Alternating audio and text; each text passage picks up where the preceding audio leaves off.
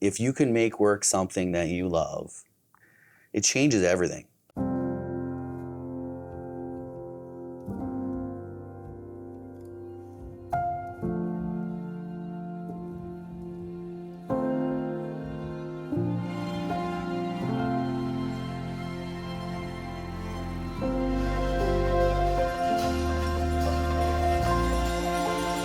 We're here to talk about your journey, and before we get into what you've built, I kind of want to go back in time to what was a day in life like for you before you went out on your own? Well, it was a long journey within a family business, and so I never really had any independent projects. I worked within a family makeup, so my entire life was kind of around my mom and dad, specifically my father, who had an investment company. And so near the end, it was in an operational role, VP of operations. So basically running a 30-person team and a portfolio that we managed on behalf of some clients. And it was pretty hectic. I think internally, I always knew that I wanted to do something on my own. So there was a few rips at trying to do my own thing, but it was challenging in a family business because there was some loyalty that was tied to it, and I learned a lot, but inherently I always wanted to do my own thing, and then I eventually did. I was under a lot of stress at that point because I think I was tied to a confusing situation. Family business can be confusing. So I think I was under a lot of stress without even knowing it. And interestingly, it was as we grew so rapidly, I was trying to build more systems, and we brought in a fellow on some HR things, and eventually helped us with a strategic plan. And one of the aspects was being assessed by an industrial psychologist, which I didn't even know existed. But it was a 90-year-old guy who'd been doing it his whole life, and he did a phone interview with me, and I told him what I did. And he came back with a report that said, like, David's chronically stressed and not well suited for this job. So it was quite shocking to a family business to hear that. But my first... Can we talk about the family business a little bit? I want to dive into this. Yeah, but for sure. Before we do, you said it was confusing working in a family business. What does that mean? Well, I think there's a component of loyalty that my parents gave me lots of opportunities. And so, but that also came with, not being able to do your own thing. So I think family businesses are really challenging to navigate. I think we did a pretty good job on it because we're decent at getting in the room together. So eventually I transitioned away from it, but it was a really unique situation. It was in Charlotte Lake, which is about an hour north of Kingston, small town. But my father was a CFA and got into investments. And so it was actually quite an advanced business for a small town, which was really unique. Growing up in a town of like under 1,000 people, you were kind of under a spotlight. Yeah, I think most family businesses are challenging that way. I guess work-life balance must be tough when you don't have when your life is your work. Mm-hmm. It was really unique. It was an office building that my dad had bought. It was right on the water. It was an old car dealership they converted, and then it went to my mom and dad's house, and then my house was beside it. So we had lunches together. We had dinners together. It was. I wouldn't want to say suffocating, but it was, my personality was a little bit of an omnivore. So there was times I just wanted my own space, and there was times that I could be really outgoing. And so you didn't get a lot of breathing room. So we had enormous amounts of time with our family, which was nice. But then, as you know, too much family can be a little stressful at times. So it must be tough to try to chart your own path of independence too. I mean, you grew up in the family business, and at what age are we talking about where things started to feel misaligned for you? Yeah, I think right from a young age, my mom and dad, we were doing a lot of things. So we were out at events and very young age, like probably 6 years old in the first suit kind of thing, which was a great experience because it taught you how to interact with people. But from as young as I can remember, we were, in the family business. I think then when we started going through quite a bit of growth, because it was well run, it was then... My brother was actually working with my mom at the time. My mom has a real estate brokerage. And so my older brother was really charismatic. And it's when we went through growth that I said to him, hey, you should come over and help us. When my brother and I started working together closely, we had different styles, and that created some tension. And then I said to him, like, I got to go do my own thing. And it was a good opportunity for him at the time because my parents were getting older. So we structured a buyout, and I was able to to have a little bit of money to then go out to the next stage and look at what was going on in the world. And that kind of brings us back to the report from the psychologist. Mm-hmm. Yeah, it was an outside party that was truly taking a chance to say I wasn't well suited to the job. And how'd you receive that? The denial at first, and even the family was, quite worried. My dad was kind of like, don't worry about that stuff, right? And so that's your first reaction, is that, just ignore it. He doesn't know what he's talking about. Yeah. And so I remember reading it once, denying probably all of it, and then picked it up one night with a little bit of a different mind and read it. And I was like, most of it's wrong, but that one part might be truthful. And so over sort of weeks, I kept reading it. And I thought it was probably about 20 or 30 times reading it that I realized the entire thing was true. So I think our identity becomes so solidified that it takes a long time to unpack the truth of. Someone held up a mirror to you, yeah, and you completely saw your identity and not who you actually were. Yeah. But you said you kept going back to reading it 20, 30 times. Mm-hmm. What made you want to keep going back and reading it? Probably the inherent desire to build something that was my own. Like, as anyone that knew me as a person, when we were out together, we'd always talk about ideas, like, hey, could we make this work? So I was always curious. And I think that report then gave me the opportunity to pursue something that I'd always want to, not even knowing what it was, but that inherently I had a desire to want to do something for myself. And I think there's always some situation that forces you to face the truth. And it was that report that I think was the beginning of it. And I then took a hiatus thinking, okay, I'll just take some time off. But the more that you allow yourself to think about what you want to do with your life, the more I realized that I couldn't go back.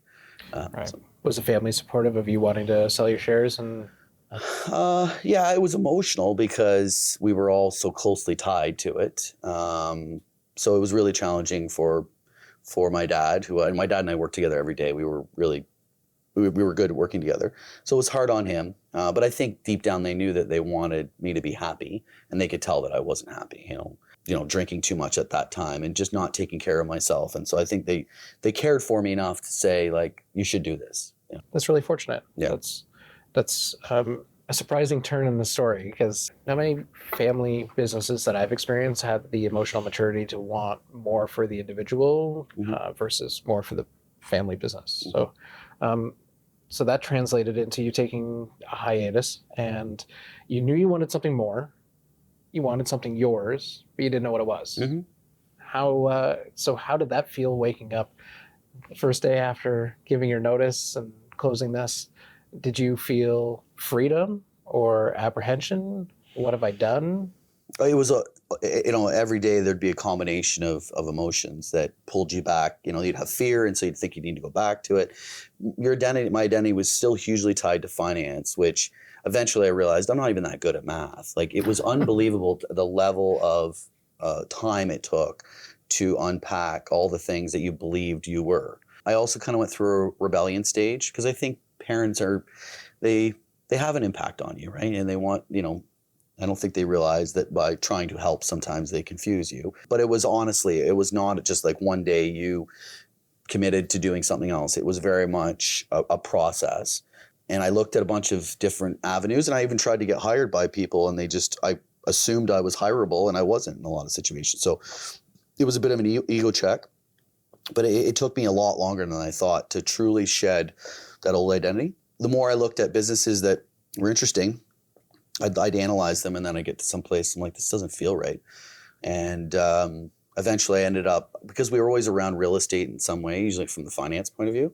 But then when shared concepts were gaining traction and I stumbled across coworking, I then went to a conference, and it kept speaking to me. It wouldn't leave me alone.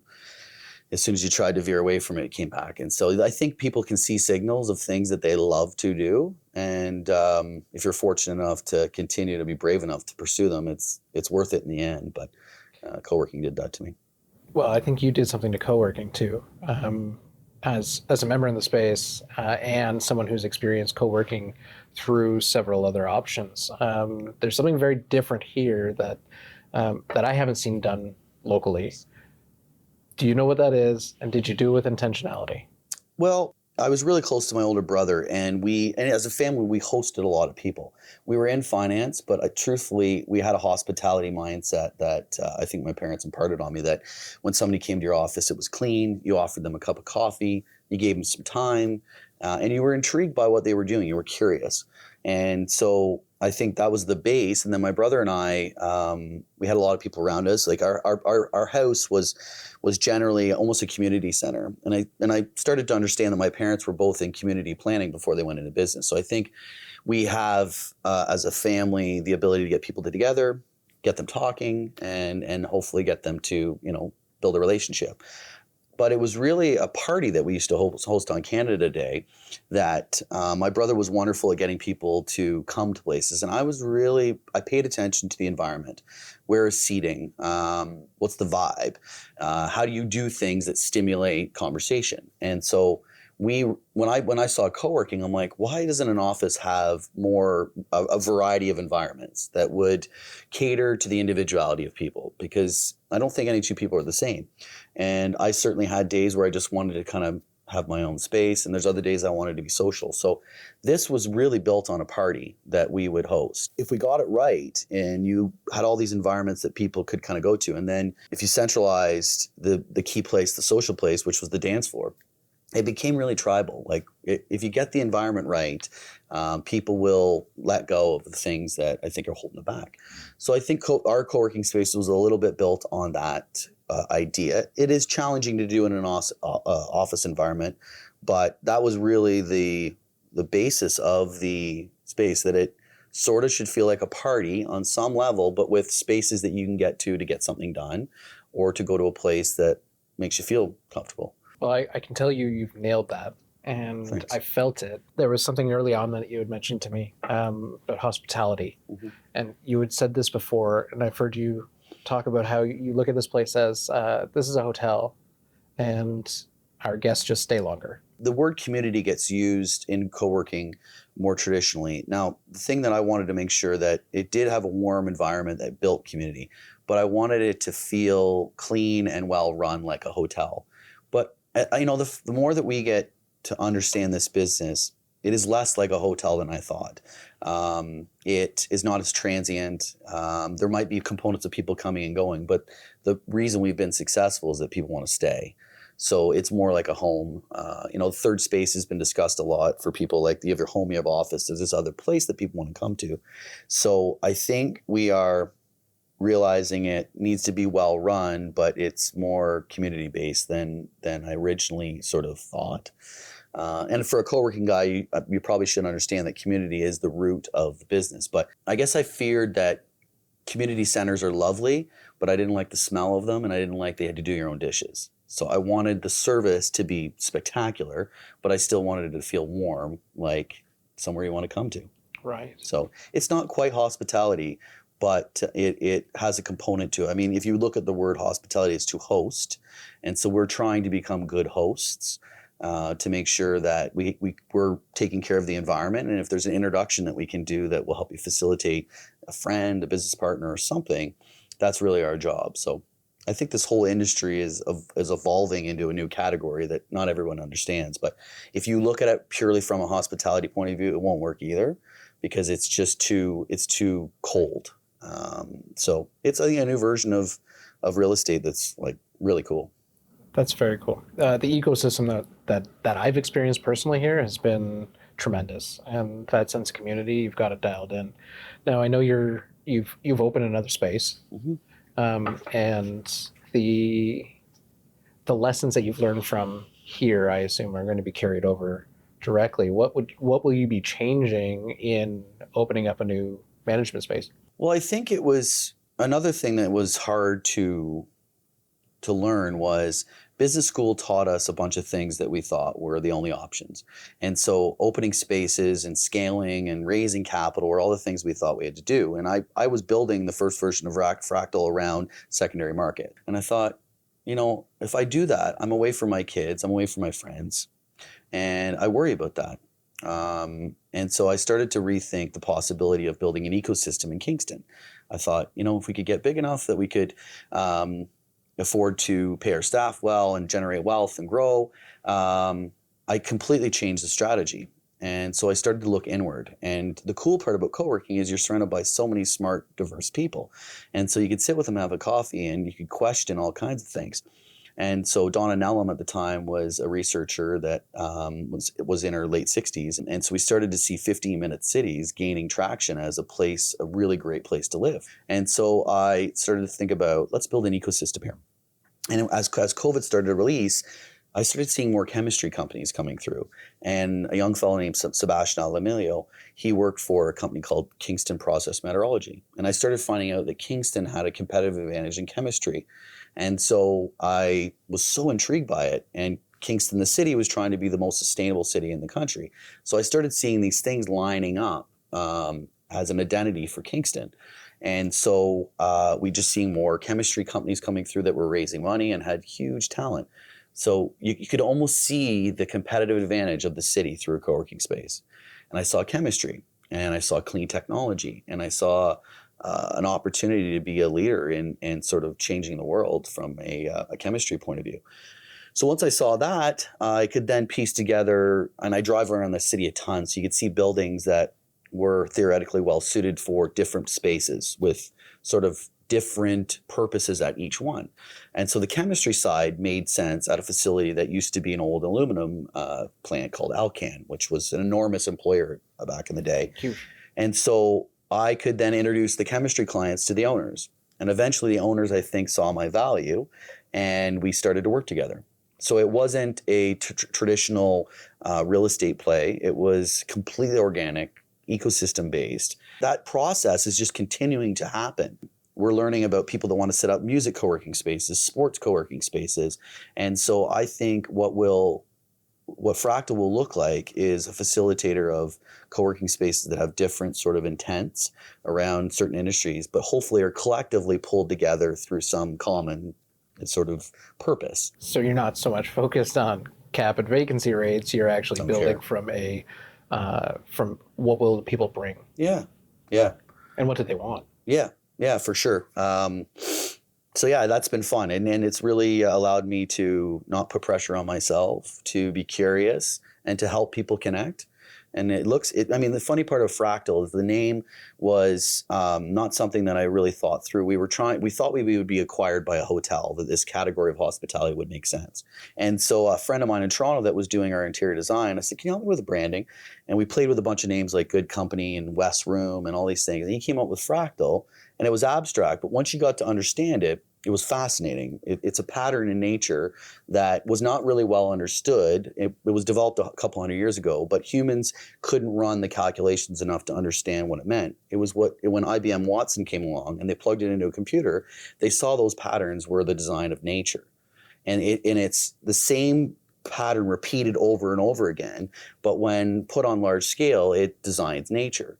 So I believe human connection is that thing that makes us zing as humans.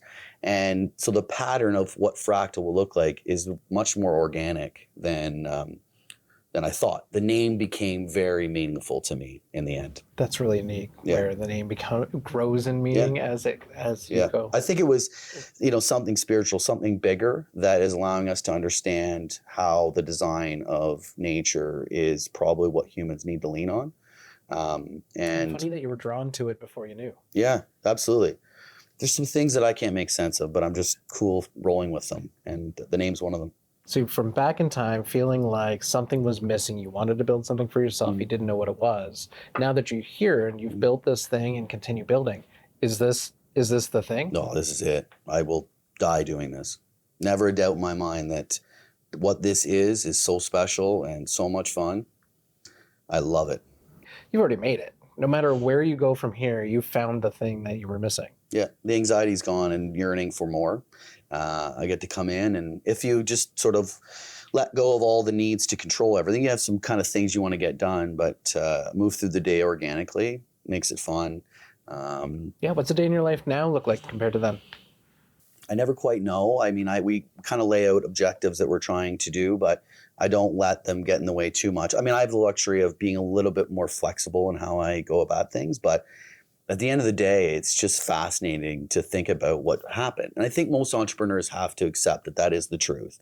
You're going to try to do some things today, but something else is going to come at you that you probably should give it a little bit of attention and see how you can, if it makes sense. But my days are. There's a lesson in discernment too of give it attention, Yeah. but there's some things do not give it attention. Yeah, you get better at understanding what you can do and not do. In the beginning, you're chasing a lot of things, but eventually you kind of hone into getting better at focusing. But in the beginning, there's so much fear. They're getting a business going. You have to hustle a lot of different angles. And so I think it's okay in the beginning to be doing a lot of things because you'll see ones that work. And so it's still a bit of an experiment, but with a little less chaos. How's the family feeling? Still supportive? Excited for you? Yeah, they've all been, they know that I was kind of the crazy one that really put a lot of thought and analysis into things, but I think they're all really proud of me and they've seen how it worked. And so, no, the families have been really supportive. I think for the last 10 years, I've had a home office, and I thought that renting into co-working was an expense. It was a liability on my books. I didn't need it. I had a nicer office at home than I would have had in the co-working spaces that I had experienced. And I was paying money to be there. It didn't make sense. And coming here, Fractal is personal testimony for you. That line item flipped from an expense to an equity for me. I've just from what I've experienced in the ecosystem, and I'd be remiss to not mention this, the studio we're in right now is in your space. This is in Fractal, and the ability to be able to create this out of a blank slate and then have these really important conversations for my business has been game-changing. And the ecosystem of all the people that I've met downstairs and the fun times that I've had, the happy hours and the lunch events and the workshops and what you've created here goes beyond co-working. I wish there was another word for it because I don't think it does enough justice for what you've built. And I'm not just saying that because you're on my show right now, but I really wish there was a better word. But I'm so impressed with it, and I'm so excited to see where this goes. And you should feel really proud if you went back to the guy who knew something was missing but didn't know what it was, and you give him one piece of advice before he jumped ship. What would you tell him? It takes time. It is scary, but there is a death of your previous version that will feel painful, but you have to keep going with it. And eventually the new person is formed and you end up becoming who you really are supposed to be. Terrifying experience. And so you just need to know it's scary. But you have to keep at it. It's totally worth it, because if you can make work something that you love, it changes everything. Like, it changes how you interact with your wife. It changes how you talk to your kids. It changes how you are with your friends. It's really worth it. And that maybe that doesn't go for everybody. Like, I'm not saying it has to be, but I think one of our missions is almost everybody, I would say everybody, has something inside of them that they love. Most people don't feel like they can pursue it. Our mission is to try to help you understand what it is and get you connected to somebody else that's doing it, and maybe make it a little bit more probable that could be your career. I think everybody deserves that, right? The problem is life is complicated and you got to pay bills. So finding a way to get closer to it might require some strategy and some time, but get out there. Co-working spaces are a great way because you start meeting other people that are doing it. You have companies that rent space here for their employees outside of their own corporate offices, right? Yeah, and a lot of them are just closing their corporate offices. And so they're going from having a whole bunch of them to zero and then coming back to us saying, okay, well, let's have a landing spot. So there's a massive shift happening in how companies set up their office space. I think the ones that realize allowing them to work remotely is a more powerful model. I know companies are saying you need to be back in the office. That's a relationship challenge. I understand there is value in coming into the office and seeing what you're doing. I believe that you should have a place that you can come for 2 or 3 days to clarify what's getting in the way of our objectives, and then letting them redistribute. So I think companies are trying to understand how their real estate strategy fits into their culture. It's a pretty exciting time that way. So I'm a supporter of coming to a place and seeing someone, but I'm also a supporter of letting them have choice. And so some of the best companies are allowing that. And so the companies we have here, I believe, are some of the most innovative. They've gotten rid of big office spaces, the requirement to come in all the time. They do want you to have a place that you can come and feel connected and work on projects. So yeah, this is becoming more mainstream for companies that I think are accepting flexibility is powerful. Very cool. Last piece of advice for anybody who might be watching this and thinking, I want to do something, but I don't know what it is. Come to a co-working space. Come here. If you're in Kingston, or even if you're not, you can write me. I meet a lot of people, and most of the ideas that you're working on have a market. So I think a co-working space is a spectacular spot to get a little bit closer to your dream. Thank you. Thank It's you. been an amazing interaction. Thank you so much for your time. Appreciate it. Have me on. And, circumstances, things happen in your life that sometimes sort of ignite things in you or initiate that, because it wasn't